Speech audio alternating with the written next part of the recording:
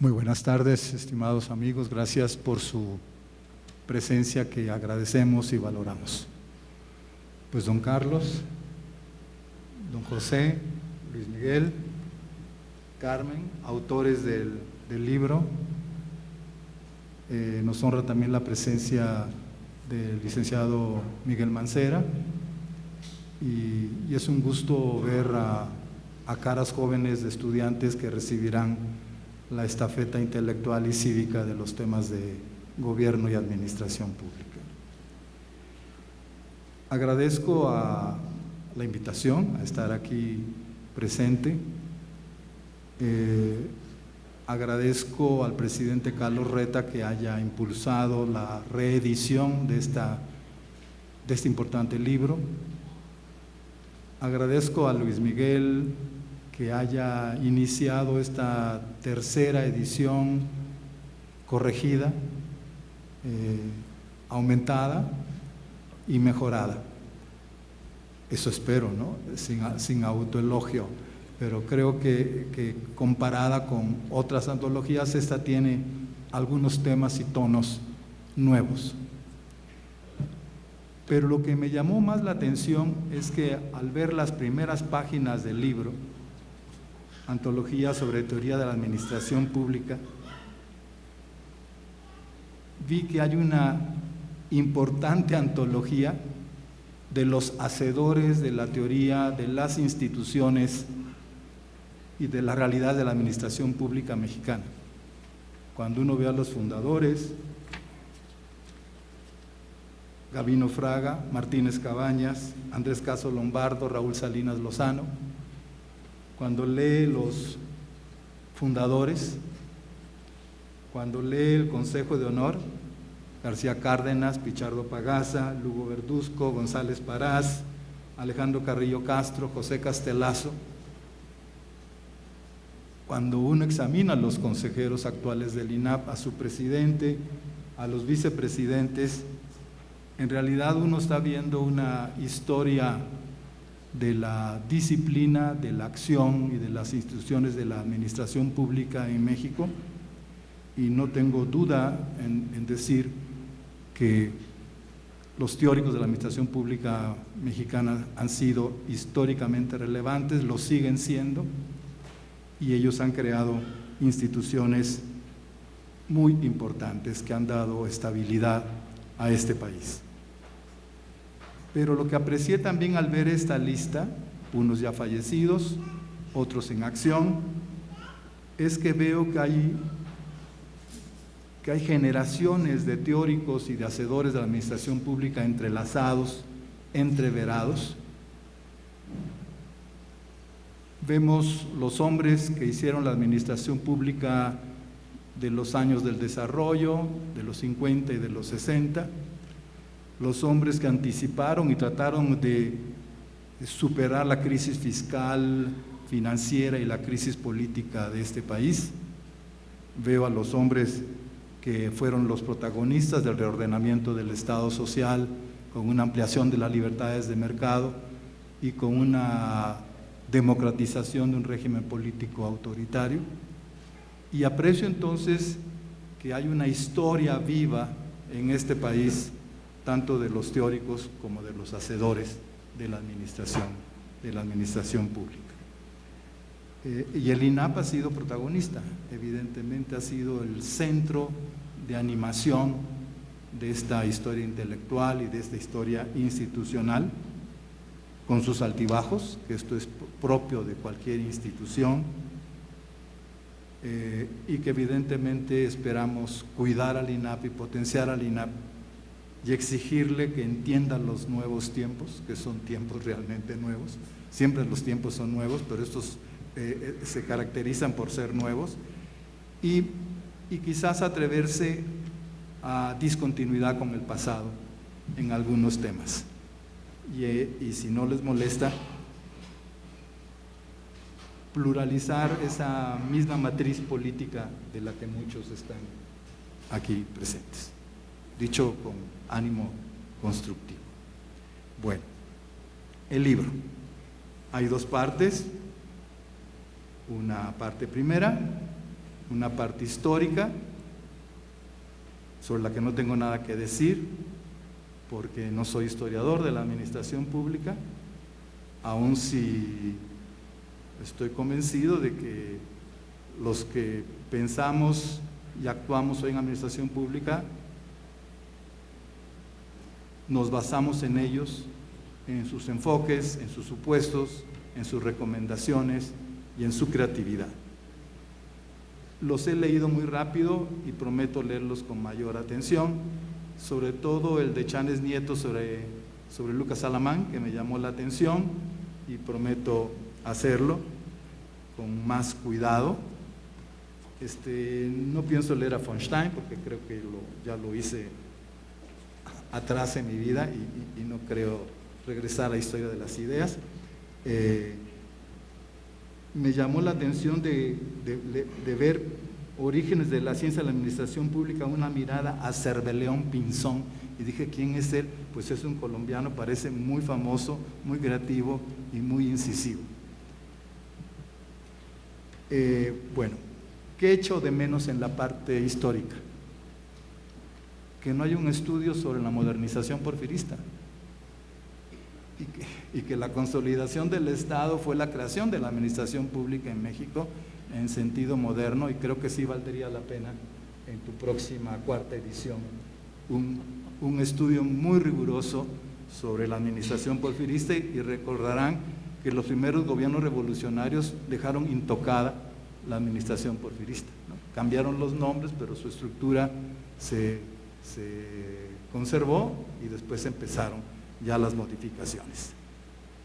Bueno, esto es la parte primera. Lamento no ser historiador y no haberme dedicado a historia de la administración pública.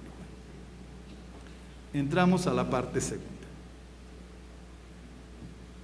De la parte segunda, lo que he apreciado de la coordinación del libro de Luis Miguel es que hay un conjunto de autores escritos por una generación anterior, que sería representada por Cháñez Nieto, Mari Carmen y su servidor, una nueva generación, Martínez Puón, Matute, Maximiliano, Uvalle creo que es un puente entre la vieja generación y la nueva generación. También en la nueva generación está Gloria Luz, que no tenía el gusto de conocerla, bueno que te salude hoy, etc. Y esto lo aprecié mucho, Luis Miguel, que sea un libro donde se entreveran las varias generaciones y donde hay un eslabonamiento de la historia de la producción académica.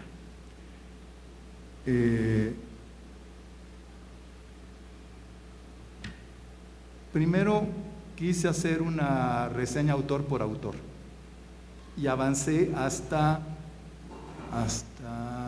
Maximiliano, o sea, los primeros, Mari Carmen, Ricardo, Rafael, Carlos Matute y Gloria Luz. Pero después dije, esto va a ser muy fatigoso y muy cansado y de alto riesgo estar comentando cada uno de los artículos, porque para hacer justicia a cada uno de los artículos uno requiere más tiempo de lo que son los 15 minutos de una presentación. Entonces escogí otra estrategia, que es la siguiente, y voy a hacer mención de los artículos a partir de lo que afirmo. Lo que ustedes van a encontrar en el libro son los siguientes puntos y después los tomo uno por uno. Una reconstrucción analítica de la evolución de la administración pública.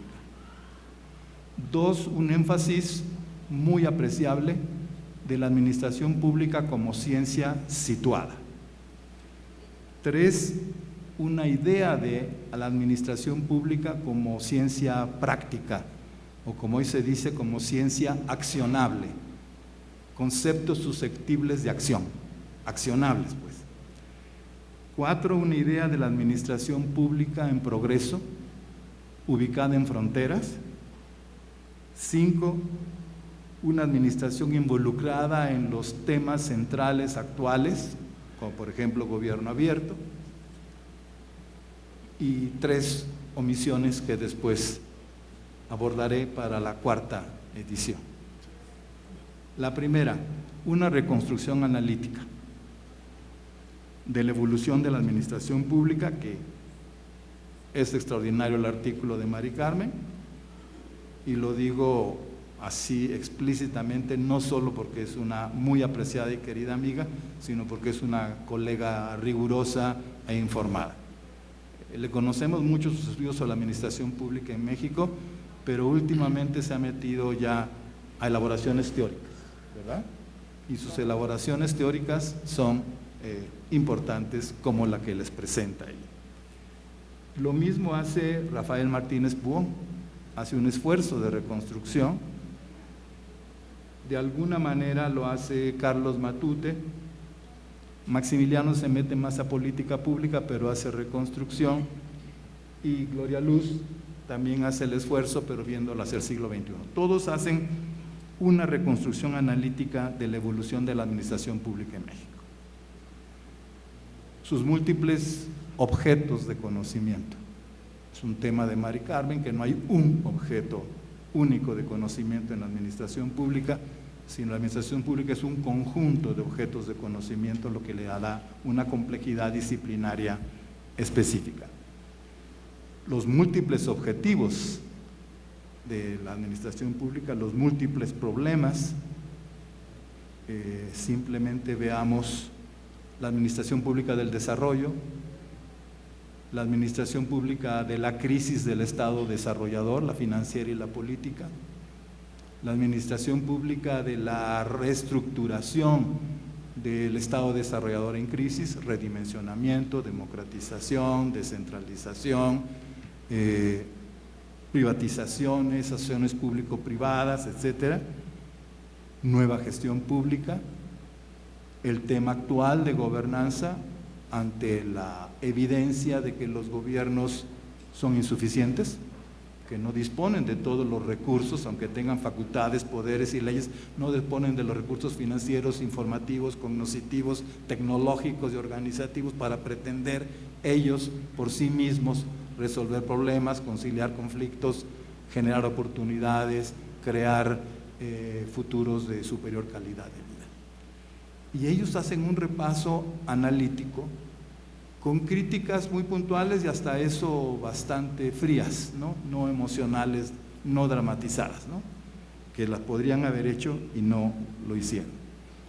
Esto es muy importante ver entonces que la teoría de la administración pública que hicieron, por ejemplo, Martínez Cabañas, Caso, Pichardo, el mismo Alejandro Carrillo, pues eran reflexiones sobre el Estado desarrollador, la administración pública del Estado desarrollador y las reformas que había que hacer ante el desorden administrativo, el déficit fiscal acumulado y creciente entre ingreso y gasto, la fragmentación, dispersión, incomunicación de las entidades, programas del gobierno federal particularmente, el silencio en las relaciones entre gobierno federal y gobiernos estatales y municipales. Bueno, eso lo hacen perfectamente bien los autores y nos ofrecen un panorama analítico sin excluir momentos críticos de esta evolución. Mi segundo comentario, que es una constante en ellos, que la ciencia de la administración pública es una ciencia situada. No es una ciencia en abstracto, especulativa, o que en abstracto significa que abstrae a tal punto los datos, problemas, situaciones, demandas de la sociedad, que se habla de una administración pública como debería ser, pero en un mundo particularmente trascendental o no humano. Aquí todos insisten en que es una ciencia situada, que piensa, explica, calcula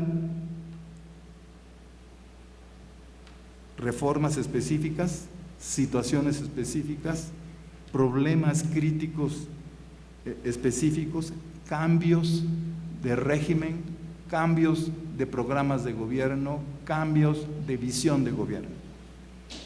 Creo que el artículo aquí que más me ha gustado como ciencia situada es el de Ricardo Uvalle, que es el de la reforma de la administración pública en la visión de la Agenda 2030 y los objetivos del desarrollo sustentable. ¿Ven? Ahí ustedes tienen como esta administración pública, que puede estar estudiando gobernanza, política pública, relaciones intergubernamentales, etcétera, es animada, cuestionada, agitada por los planteamientos de la Agenda 2030, de la cuestión ambiental, de la cuestión del desarrollo sustentable, temas que ni el gobierno ni la administración pública mexicana se había planteado con seriedad, profundidad y compromiso en años pasados. Entonces, esto es un tema de agenda situada, pero también todos los otros artículos están relacionados con específicos contextos y problemas político-administrativos del país. El tercer punto, que es muy específico de una ciencia administrativa, hablamos de administración, ¿sí? Para algunos, y eso lo toca a Mari Carmen, ciencia y administración como que chocarían, ¿no? Y sin embargo no, porque administrar es una actividad performativa, es una actividad para efectuar resultados. Y para efectuar resultados tú tienes que tener modelos causales, ¿no? Y modelos de racionalidad de asignación de recursos, etcétera, etcétera. Por lo cual la administración, a no ser que tengas una idea muy olímpica, vaga de administración, es una acción performativa.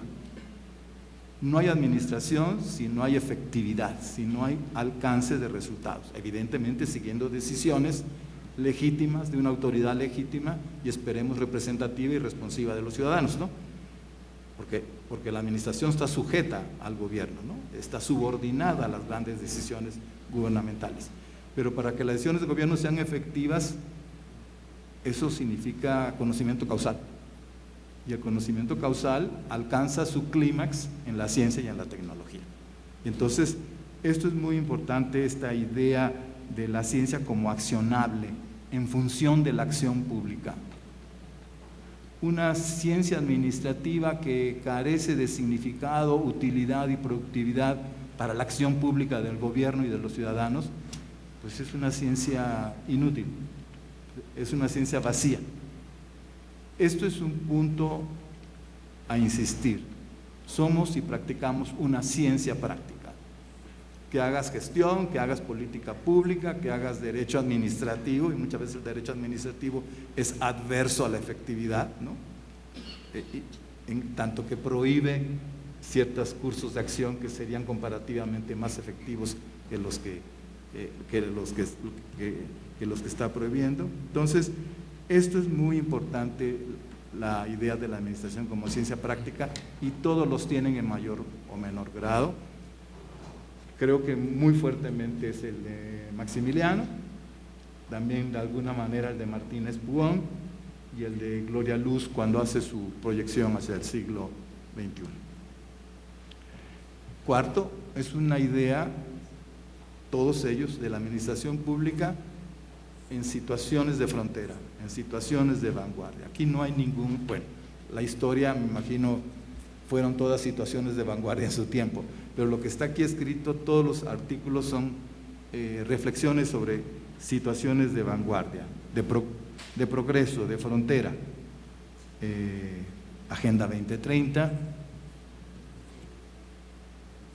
Administración Pública para el siglo XXI, avatares teóricos de la disciplina para el siglo XXI, políticas públicas en la administración pública contemporánea, ¿ven? Todo está en la frontera, en la vanguardia, y esto es muy importante, ¿no? Porque no puedes hacer administración museográfica, ¿no? La administración es para administrar situaciones del presente, problemas del presente, aspiraciones, tendencias, demandas, exigencias, etc. Y esto lo valoré mucho en todos los artículos. El otro punto, 5, es una administración pública involucrada en temas nuevos. creo que aquí hay dos fundamentales: el de Carlos Matute, gobierno abierto como política pública; el de Martínez Puón, que también toca el tema de gobierno abierto, y hay alusiones de gobierno abierto en Mari Carmen, en el de Maximiliano, no se diga en el de Ricardo Valle está centrado en el Estado de Derecho Social. Eso es muy importante, surge con mucha fuerza el tema de gobierno abierto, y ustedes recordarán que los tres pilares del gobierno abierto son transparencia, rendición de cuentas y participación ciudadana, ¿no? Y hay unas reconstrucciones, me parece que en el de Matute, cómo surge toda esta historia de la demanda de gobierno abierto, tal y tal. Quizás no dijo que datos abiertos fue una batalla de las empresas tecnológicas, ¿no? Y que la batalla por los datos abiertos que hicieron las empresas tecnológicas en los años 90 pasaron a exigir a los gobiernos datos abiertos, y datos abiertos se pasó a gobierno abierto. Creo que el artículo de Carlos Matute es muy bueno, los ubica a ustedes en el concepto fuerte de gobierno abierto, hoy muy activo y razonablemente justificado con la idea de parlamento abierto, ¿no? Que esperemos no se vuelva un ritual, sino realmente sea un hecho serio de apertura a la participación ciudadana. Nueva gobernanza es un estilo de gobernar abierto, ¿no? Entonces, este tema de gobierno abierto es muy importante y está tratado, es como transversal prácticamente a todos los artículos.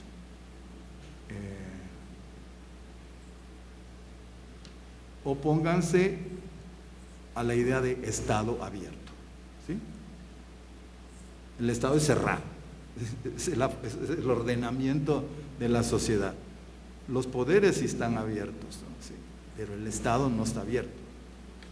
Si lo que se quiere decir que el Estado cambia, bueno, es otra cosa, pero no, el Estado no está abierto. El Parlamento sí debe estar abierto, el Poder Judicial debe estar abierto, salvando evidentemente el debido proceso, la privacidad y la presunción de inocencia, ¿no? Y evidentemente el gobierno nuestro es abierto. ¿Qué recomendaría para la cuarta edición? 3 temas que eché de menos. El primero, créame que mundialmente está en el centro, la digitalización del gobierno. Gobierno digital, administración pública digital. Está creciendo con una velocidad en todos los estados, incluyendo el nuestro. Por ejemplo, se empezó, ¿no?, la modernización digital de la Ciudad de México con don Miguel Mancera. Tengo el gusto de conocer a Oliver Castañeda, ¿no?, que es uno de los impulsores, ahora lo ha retomado también el nuevo gobierno, pero en otros países esto es el tema. Procesos administrativos sujetos ya a ciencia de datos, ¿no?, y a procesamiento no solo estadístico, sino algorítmico de los datos, de tal manera que puedes entender patrones y que suceda el machine learning, ¿no?, el aprendizaje en automático, ¿no?, que eso ya está ocurriendo en un montón y la inteligencia artificial, que está entrando con mucha fuerza en los procesos administrativos. México ha avanzado bastante, ¿eh? Piensen en SAT, ¿no?, por ejemplo. Estoy hablando de gobierno federal, pero hablé de gobiernos estatales. Piensen de alguna manera INEGI, ¿no? Pues INEGI es el campeón de los Big Data, ¿no?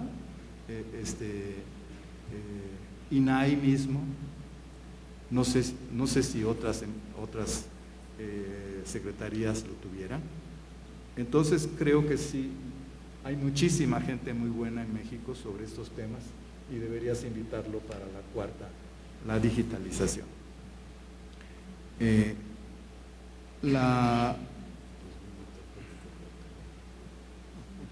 El otro punto que yo creo que deberías invitar es relaciones intergubernamentales. Creo que no somos muy fuertes en administración pública intergubernamental. Somos muy fuertes en federal, en estatal, en municipal, pero no tenemos gran idea de cómo se administran las relaciones intergubernamentales. Yo vivo en Guadalajara, les hablo de gobernanza metropolitana, que lo he seguido de cerca y converso con muchos de los participantes. Bueno, hay un problema de cómo 9 municipios y un gobierno estatal se ponen de acuerdo, ¿no?, para problemas públicos que son transterritoriales. Esto es un tema al que quiero llegar. Los principales problemas públicos son hoy transterritoriales. Rebasan la demarcación territorial de las comunidades políticas y de los gobiernos y rebasan las atribuciones, facultades y recursos de gobiernos particulares. Entonces, la intergubernamentalidad es importante en intermunicipalidad, interestatalidad, concurrencia, federación, estados o municipios y la internacionalidad. Hay muchos problemas que sin relación entre gobiernos de diversos estados nacionales no se pueden resolver. Y la tercera, esta es para más provocadora. Creo que en los 40 años hemos vivido 3 configuraciones político-institucionales. La crisis del Estado desarrollador, 60-70s, la reconstrucción del Estado desarrollador mediante la activación de los mercados y de las libertades económicas y mediante la democratización del autoritarismo. Y hemos tenido por 30 años una reestructuración económica y una reestructuración política del Estado.